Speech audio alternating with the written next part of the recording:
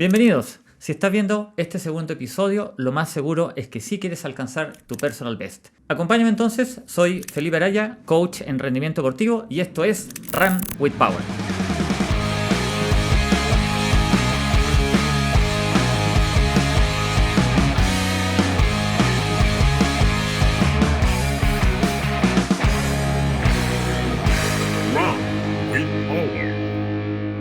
Para todas las dudas que puedas tener, no olvides dejarnos comentarios y también nos puedes seguir y acompañar en nuestras redes sociales. Al final de esta presentación, usted será capaz de entender qué es el Critical Power, hacer ajustes individuales en su planificación de entrenamiento, entregar mayor feedback a su coach o entrenador, monitorear las cargas, estrés y fatiga del proceso, planificar una carrera basada en potencia y también mejorar procesos y rendimiento. En el capítulo anterior conversamos rápidamente de algunas de las métricas que provee Stride. En el día de hoy entraremos profundamente en cada una de ellas para entender cuál es el beneficio que puede entregarte. Una de las más importantes, la más importante de todas, es el Critical Power. El Critical Power es un umbral, es similar al umbral de lactato y similar también al umbral anaeróbico. Sencillamente lo que el Critical Power quiere decir es ¿cuál es el punto donde tú puedes sostener tu rendimiento por alrededor de 30 a 70 minutos de una manera estable? Esto es muy distinto de persona a persona. Este número te permitirá, en primer lugar, poder establecer las zonas con las cuales vas a planificar el entrenamiento y zonas con las cuales vas a poder planificar una competencia. Recuerda, es lo más importante de todo. Cuando hablamos de potencia, aquellas personas que ya conocen la potencia desde el ciclismo y conocen los software que interpretan esta data, van a poder ver la diferencia y la conocen entre la potencia promedio y la potencia normalizada. En el running esto es bastante nuevo, por lo tanto explico un par de ejemplos. La potencia es aquella fuerza o trabajo que estás ejerciendo en el tiempo, un número instantáneo que automáticamente ves en tu reloj. La potencia normalizada es aquella que se calcula posterior al entrenamiento y tiene por intención ver el desempeño de la sesión. En aquella sesión plana, pareja, a ritmo continuo, probablemente el promedio y la normalizada van a ser bastante similares. Pero cuando el terreno cambia y todas aquellas subidas y bajadas te hicieron cambiar el ritmo y también te hicieron cambiar el esfuerzo, también te hicieron cambiar la potencia. Y no es lo mismo los watts que generas cuesta abajo que los watts que generas cuesta arriba. Por lo tanto, en la potencia normalizada, uno empieza a castigar mucho más aquellos picos de potencia para que al final uno vea la diferencia y entienda cuándo se está desgastando más de la cuenta. Una de las ventajas de tener potencia y entrenar con ella es conocer estos dos datos. Recuerden, del capítulo 1 hablamos de output y de input. Estos dos datos que tienen que ver con lo que yo genero para crear el dato y lo que el dato marca, me permiten determinar cuál es la eficiencia de mi entrenamiento. A un mejor output con el mismo input significa que estoy levantando mayor potencia y no me está costando más desde el punto de vista fisiológico. O a menor input, un mayor output. Eso también muestra eficiencia porque quiere decir que a un menor costo estoy haciendo un mejor desempeño. Estos pueden pasar de manera individual o ambos al mismo tiempo, pero al fin de cuentas, el entrenar con potencia te va a permitir determinar que esto está sucediendo, por qué está sucediendo y cómo poder repetirlo para seguir avanzando en un próximo ciclo. Una de las métricas que entrega Stride y que no entregan ninguno de los otros potenciómetros actuales del mercado se llama Form Power, y se puede entender como la forma de la potencia. Para poder calcular el total de watts que tú vas a generar para crear el movimiento, una de estas aristas es la energía que tú gastas verticalmente al despegarte del piso. Por ende, eso no te está moviendo hacia adelante. En algunas personas brincan mucho más que otras personas que van más pegadas al piso y eso va a ser una diferencia. Si el costo de este Form Power es muy alto, finalmente tú vas a poder entender que no estás siendo eficiente al avanzar. Si en el tiempo tú ves que este dato va cambiando, vas a poder entender que cualquier cosa o estrategia que hayas hecho durante el periodo está permitiéndote mejorar y transformarte en una persona más eficiente. Por lo tanto, no hay solo una razón que haga disminuir este valor, hay varias, hay muchas. Y esto es un trabajo entre lo que planifica el entrenador, lo que haces tú como deportista y el resultado que se obtiene. Pero de vuelta al principio, lo que te permite Stride es cuantificar en un número simple de leer qué está sucediendo con la evolución de tu entrenamiento. Cadencia. Este dato es muy conocido por todos, pero tiene un par de detalles que hoy día les voy a mencionar para que puedan darle una vuelta y ver cómo eso puede aplicar en su día a día. La cadencia es algo bien simple, es la cantidad de veces que un mismo pie toca el piso dentro de un minuto. La mayor parte de las veces van a escuchar que la recomendación general es tener alrededor de 90 pasos por minuto y en algunas otras literaturas van a escuchar 180 pasos, que es exactamente lo mismo, pero están considerando ambos pies. Esto puede ser cierto, como podría no serlo. Cada persona corre con su propia técnica, cada persona tiene una distinta estatura y un distinto largo de piernas, como también un distinto contacto al piso.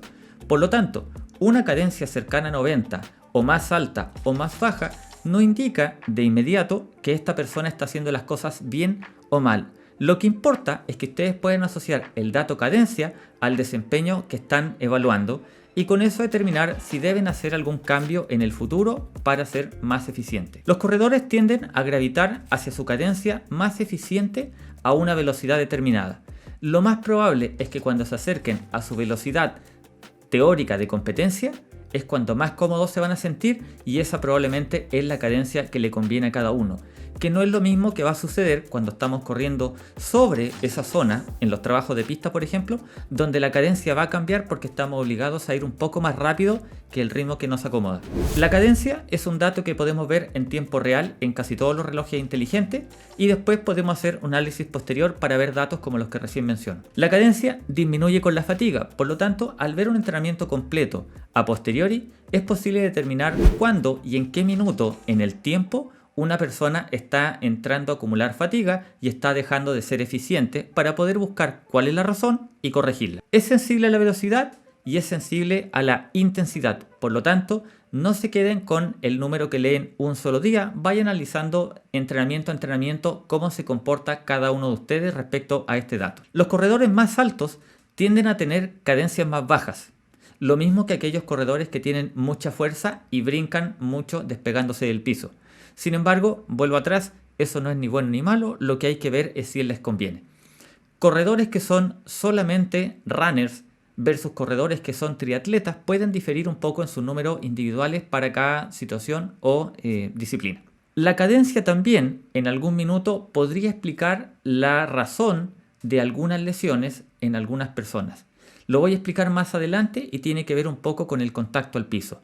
Cadencias bajas significa que esa persona pasa mucho tiempo en contacto con el piso antes de dar el siguiente paso. El LSS o Leg Spring Stiffness es un dato totalmente propio del dispositivo Stride, pero que a la vez es una data y una teoría que tiene muchos años, sencillamente ahora se está aplicando al running. El Leg Spring Stiffness o rigidez muscular o de los tejidos, lo que quiere decir y lo que quiere evaluar en un número es que cuando un corredor se despega del piso, hay una fuerza elástica que está recibiendo su pierna y que está recuperando del golpe anterior al piso.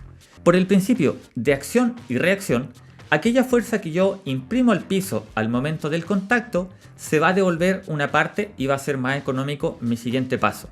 Si yo soy una persona, como lo dije en el capítulo 1, con un core muy estructurado, con una capacidad de imprimir fuerza al piso y una velocidad para despegarme del piso muy alta, voy a ser bastante económico porque gran parte de la energía se va a estar recuperando por mi movimiento. Aquellas personas que tienden a correr más lento y que están mucho tiempo pegados al suelo, gran parte de esta energía se puede disipar al contacto en el piso y ellos tienen que generar entonces la energía para el siguiente paso y por eso son un poco más ineficientes.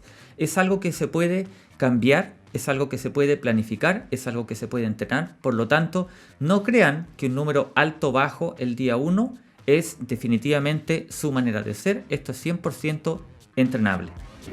Otro beneficio que tiene conocer el LSS de cada persona va a venir cuando uno conversa con el resto del equipo multidisciplinario. Puede ser el kinesiólogo, puede ser el traumatólogo o puede ser un masoterapeuta. Pero cuando uno ve una lesión repetitiva o una baja en el rendimiento, si puede asociar ese detalle con el dato y el comportamiento de este número, probablemente alguien pueda descubrir que está cometiendo un error de manera sistemática y repetitiva que lo está llevando a una lesión. Para entender aún mejor el leg spring stiffness, aquí tenemos dos láminas y dos láminas que van a explicar claramente algo que todos nosotros tenemos como costumbre, a unos más marcados, otros menos marcados, pero a menos que seamos profesionales, es muy raro que no cometamos este detalle. Si ven la lámina que está en el medio, le muestra una persona en tres partes de la fase del running y abajo hay un gráfico donde muestra dos cosas importantes. Primero, una parte de la fase dice break, que sería el freno. En ese minuto que contactamos el piso y perdemos un poco de velocidad antes de volver a tomar velocidad.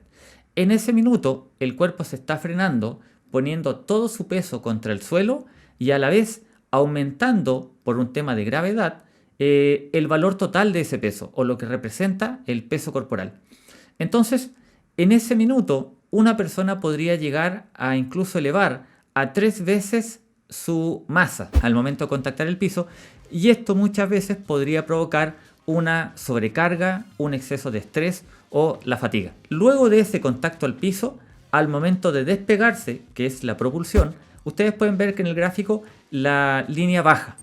Y baja porque en la medida que nos vamos despegando del piso tenemos menos peso contra el suelo.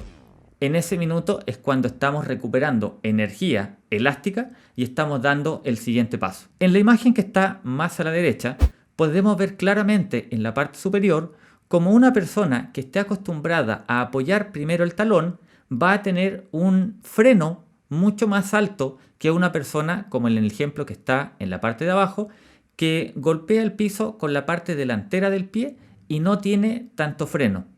En ambas personas podrían tener un mismo ritmo, podrían tener un mismo desempeño, pero podría ser una diferencia tremenda al mirar la eficiencia. Una persona podría terminar lesionada en la mitad o al final de un proceso y la otra podría seguir continuamente al siguiente ciclo sin ningún problema. ¿Qué cosas puedo yo considerar para mejorar el LSS o el Leg Spring Stiffness? Y es bien simple, esto pueden trabajarlo con su entrenador o de manera individual. Ejercicios de técnica que le enseñen a ustedes la coordinación del movimiento para conectar con el piso justo donde se debe para salir más rápido y tener un menos contacto al piso. Pueden, por ejemplo, considerar en este proceso entrenamientos off-road, de trail o en el cerro que les va a permitir contactar de distintas maneras en distintos ángulos el pie, fortalecer el tobillo, fortalecer tendones. Todo eso va a ayudar a que después el despegue sea mucho más rápido y los tejidos estén mucho más rígidos y por ende mucho más protegidos. El entrenamiento de fuerza, tremendamente importante, pero aquí converse con su entrenador. No es lo mismo entrenar fuerza máxima que fuerza en resistencia, que fuerza con explosividad. Por lo tanto, cuando uno dice fuerza y cuando todos quieren hacer pesas, no todos los ejercicios son para el corredor.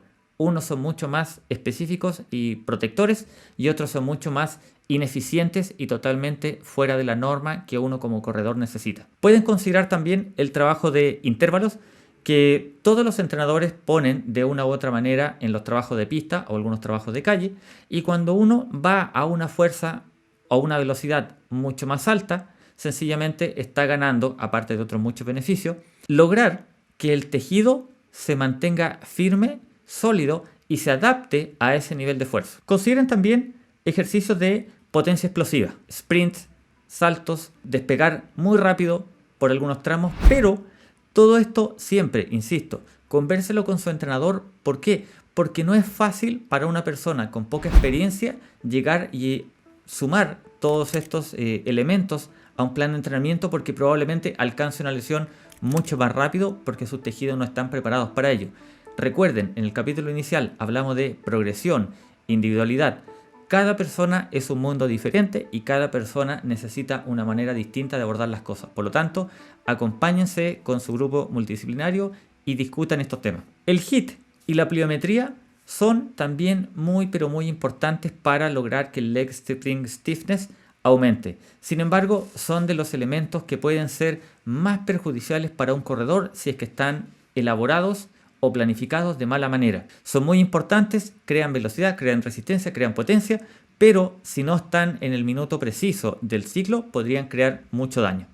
No olviden también que todo esto, lo anterior, está asociado a el nivel y calidad de nutrición del individuo, la periodización o la parte del ciclo en que se encuentra la persona, aquellas condiciones individuales de su historia o del pasado deportivo, como también la salud de los tejidos y estructuras o las posibles lesiones que estemos acarreando e incluso el calzado, que también es muy importante cuando la gente escoge un calzado o por el nombre o por la marca o por el valor y no lo escoge realmente por lo que la persona necesita para la actividad en que está desempeñándose. En resumen, para entrenar con potencia, ¿qué es lo primero que necesitamos? Y ya lo comenté temprano, realizar un test de campo que te permita conocer tu potencia crítica. Hay más de un tipo de test que se puede utilizar, desde un control de 3K, un 5K, un 10K, correr el test propuesto por Stride de 3 y 9 minutos o el de 3 y 6 vueltas, o es más, un entrenador podría desarrollar su propio test individualizado a las condiciones en las que quiere evaluar esta data. Lo importante es que una vez que ustedes conocen su Critical Power, pueden entonces generar las zonas y con estas zonas generar los planes de entrenamiento. Lo que sigue es que ustedes puedan aplicar estas zonas de potencia de manera correcta en las sesiones de entrenamiento.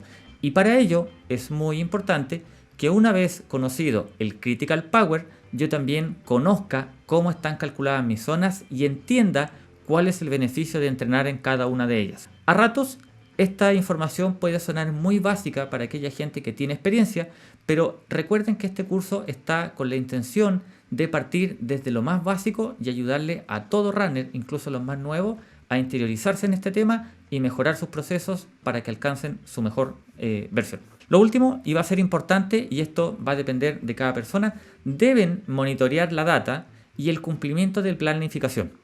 No basta con tener el CPE, no basta con conocer su zona si no estamos haciendo un constante monitoreo para ver que se está cumpliendo de la manera en que se está planificando. Para poder hablar de zonas y poder entender esto qué significa, es importante saber que existe más de una manera de cuantificar estas zonas o calificarlas, existe más de un autor para estas zonas y existe más de un método.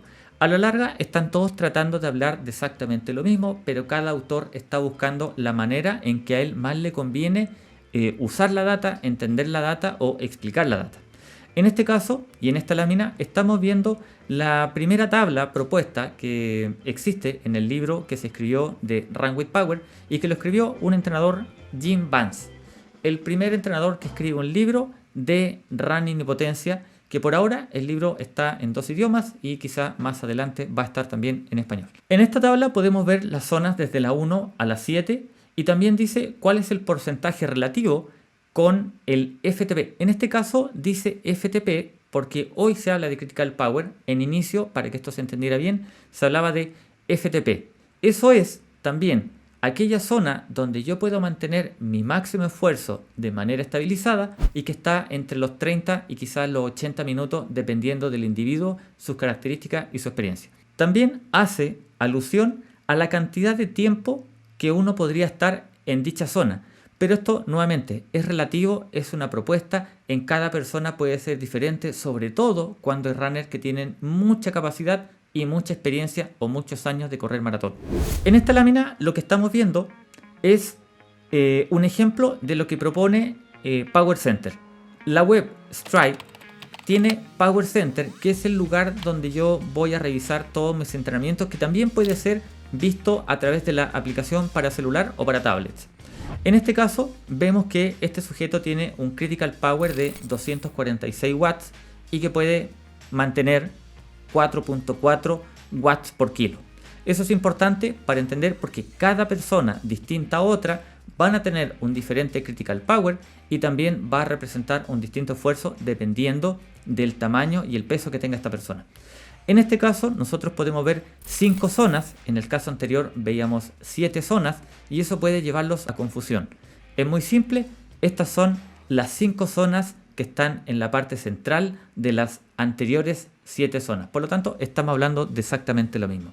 Lo que no va a ser lo mismo es que cuando ustedes quieran tratar de contrastar estas zonas con sus zonas por pulso o sus zonas por ritmo, no van a cuadrar inmediatamente y eso va a explicar muchas cosas, y gracias a esta data van a poder darse cuenta qué deben mejorar en su entrenamiento para que en el futuro entrenen mucho más preciso. En este caso vemos una distinta propuesta de zonas de entrenamiento. Todavía se están refiriendo a exactamente lo mismo, pero cada autor busca la manera de ser más eficiente con su data y al momento de planificar el entrenamiento o al momento de analizar el entrenamiento. En este caso, esta tabla está propuesta por Steve Paladino, entrenador con muchos años de experiencia. En sus años iniciales, cuando era maratonista profesional, llegó hasta la Olimpiada, tiene un personal best de 2 horas 16, por lo tanto es un tipo que lleva muchos años en este campo, sabe mucho, y él decide proponer de manera abierta su tabla para que nosotros podamos beneficiarnos de ella. Insisto, no hay una mejor que otra, cada uno de ustedes verá cuál le puede servir y de qué manera la puede ocupar. Retomando todo lo que hemos conversado en el día de hoy, para poder planificar una competencia basada en potencia, número 1, yo debo entrenar con potencia y debo conocer aquella zona a la que yo me refería y debo conocer algo de historial para poder entender cómo utilizar la data de mejor manera. Power Center tiene una herramienta donde yo puedo entregarle mi data, mostrarle cuál es el circuito que quiero competir y de regreso me va ya a planificar o me va a dar un estimado de cuál podría ser mi desempeño y también cuál podría ser mi número de watts al que yo debería competir. Muy importante, antes de tomar cualquier decisión, asegúrese que actualiza su Critical Power en Power Center o en la aplicación que se puede actualizar de manera automática. Eso sí, importante, mientras más entrenamiento exista en su historia, más afinado va a estar el cálculo del Critical Power. Si una persona recién, hace muy pocos días, está entrenando con Stride, va a poder calcular su Critical Power, pero es muy probable que en los próximos días este vaya variando mucho antes de que se vaya afinando y se vaya acercando a la realidad. Número 3.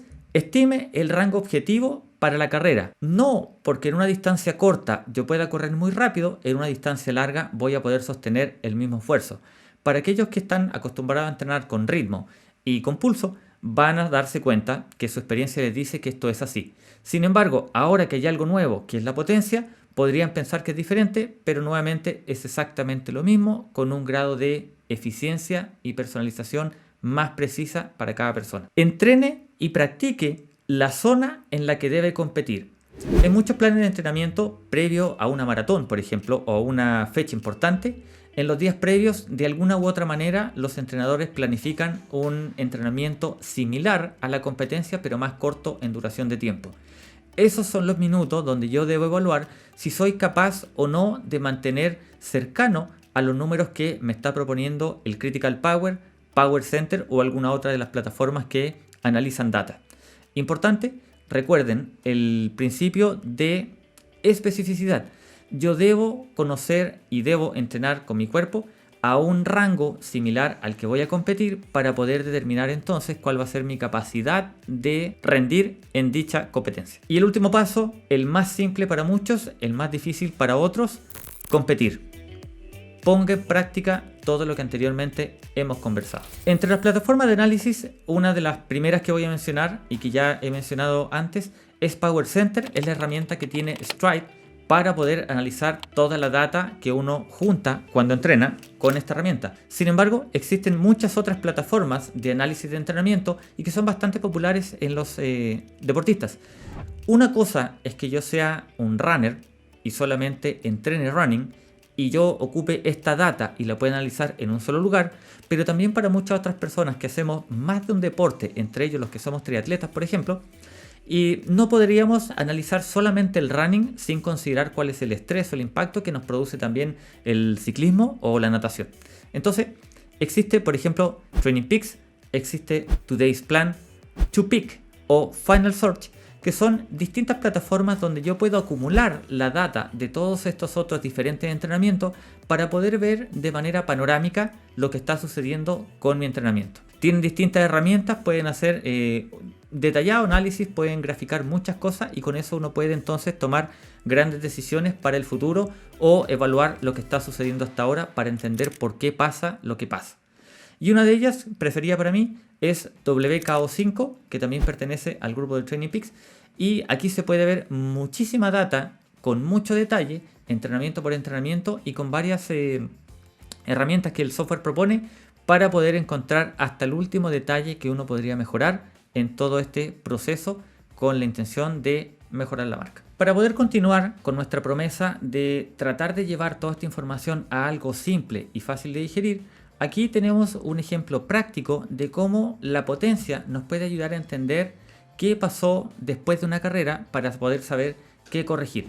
En este caso, este deportista de elite se presentó al Ironman de Hawái, que es la línea que está abajo, y no tuvo un buen desempeño. Y si ustedes pueden ver la línea naranja, llega un minuto en que empieza a bajar, no se sostiene pareja y tiene varios momentos en que pareciera que esto llega a cero. Este deportista es Lionel Sanders y ese día tuvo una carrera de bajo rendimiento debido a muchas razones. Lo importante de Stride no es que te diga qué pasó. Stride no es inteligente y no te va a dar un feedback. Lo que te va a dar es un montón de data que cuando uno la puede analizar, entendiendo nuestra propia experiencia, vamos a poder determinar qué nos pasó o por qué nos pasó. Este mismo deportista hace una corrección al ejemplo de arriba, compite unos meses posteriores y tiene una excelente carrera. Ese día bate el récord del circuito de Arizona y como pueden ver, ahora la potencia se sostuvo. Obviamente, porque ya ha recorrido 3.8 kilómetros de nado y 180 kilómetros de bicicleta. Es obvio que esta persona podría estar acumulando fatiga. Pero lo interesante de ver la data del Power es que esta vez es súper constante en el tiempo. Solamente va bajando un poco, y no es mucho, hacia el final de la carrera. Y como les digo, esto es debido a la fatiga. Pero aquí podemos ver cómo una misma persona en dos situaciones, gracias al dato Power, podemos entender cuál es la historia y podemos entender y planificar cómo podemos arreglar esto en el futuro. En este otro caso, también simple, esta vez con atletas Age Group y respecto al LSS, Leg Spring Stiffness, también sucedió en Kona. Tenemos dos personajes que recorren el mismo circuito. Uno son los datos que están en azul, otros son los datos que están en rojo. Y lo que ustedes van a poder ver es que la persona con los datos en rojo, en un gráfico sacado de WKO4, van a poder ver que hasta un cierto minuto en el tiempo, por ahí por los 70 minutos y avanzado, el Leg Spring Stiffness empieza a variar a la baja. Es muy distinto, no es estable y eso obviamente, como lo comentaba en el ejemplo anterior, puede ser normal porque ya estamos acumulando fatiga, como también podría ser, o uno podría pensar, que esta persona partió muy rápido y no pudo sostener el ritmo y por eso empieza a cambiar. Lo que sí sabemos en qué minuto algo le pasó y eso impactó su resultado. Mientras que la persona con los datos en azul es una persona que fue mucho más estable y que obviamente mantuvo un ritmo mucho más parejo hacia el final de la competencia y podríamos entonces entender o pensar que esta persona presentó la mejor competencia que podría presentar ese día. O quizá no, pero una vez más, los datos objetivos nos permiten evaluar, analizar, tomar decisiones y planificar una siguiente estrategia para una siguiente situación. Esa es toda la ventaja que uno puede sacar al tener todas estas métricas en un solo lugar. En contraste al ejemplo anterior, aquí tenemos un corredor de maratón amateur con un tiempo aproximado de 2 horas 40 en su mejor maratón. Estas dos maratones se corrieron en el transcurso de más o menos un año y son dos circuitos que no tienen nada que ver uno con el otro. En el caso de abajo, la Maratón de Santiago, que a la vista puede parecer plana, es porque tiene una altimetría que es constante hacia arriba y constante hacia abajo, repartido en muchos kilómetros. Es bastante dura, pero es bastante fácil de correr cuando uno conoce el circuito. Sin embargo, ¿cómo podríamos utilizar esta data para presentarnos a una maratón en la que no conocemos el circuito porque probablemente no es la maratón local o probablemente porque nunca hemos viajado a esa localidad? Pues bien, teniendo la altimetría y entendiendo cómo se comporta el terreno, podríamos determinar entonces a qué potencia podríamos atacar distintos tramos. Y si ustedes ven los datos, en ambos casos la línea naranja es el power que esta persona utilizó en el tramo, y pueden ver que en ambas situaciones muy diferentes, tanto en terreno como en clima, el desempeño fue casi el mismo, habiendo solamente algunos segundos de diferencia entre ambos tiempos. La primera, Maratón de Santiago, terreno conocido, un clima perfecto. La segunda, un terreno desconocido, un clima terrorífico, con frío, viento, incluso lluvia y a ratos granizo. Y esta persona pudo presentar entonces el mismo rendimiento que ya conoce de su experiencia. Es más, esta persona podríamos decir que puso en práctica exactamente lo que se entrenó, y por ende pudimos haber hecho una predicción del resultado final. Siempre puede pasar algo atípico, algo inesperado. Piensen en un corte de tránsito, piensen en un accidente, piensen en una lesión, y eso va a cambiar obviamente el tiempo final. Stride sigue siendo una herramienta que permite planificar y llegar a predecir, pero la verdad la van a tener el día de la competencia, cuando cada uno de ustedes salga a hacer exactamente lo que planificó y las cosas resulten, ojalá, tal como se planifica. En el resumen de hoy, primero revisamos varias definiciones de las métricas que aporta Stride. Una de ellas era la forma y tiene que ver con la energía que se gasta corriendo hacia arriba. Otra era la cadencia, que tiene que ver con la cantidad de veces que un pie contacta el piso.